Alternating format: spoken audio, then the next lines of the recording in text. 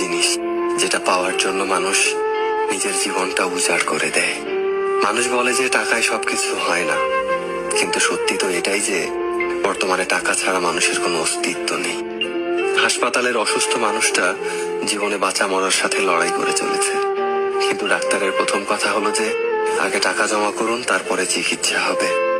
স্কুলে পড়লে টাকা, কলেজে শিক্ষা নিতে গেলেও টাকা, আর চাকরিতে সম্মান টাকার কাছে হার মেনে যায়। কোথাও গেলে টাকাটাই সবার আগে দরকার হয়। টাকা থাকলে মানুষ মানুষকে মানুষ ভাবে। টাকা ছাড়া মানুষটা যতই সৎ সহজ ভালো মানুষ হোক না কেন, সমাজ সে মানুষটাকে অবহেলা করতে শুরু করে।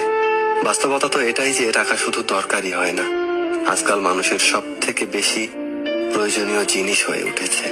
টাকা আছে সেই ঠিক, সেই সব থেকে সম্মানী ব্যক্তি এবং সম্মানের যোগ্য। আর যার কাছে টাকা নেই, তার সত্যিগুলোকেও খুব সহজে মিথ্যে বানিয়ে দেওয়া যায়।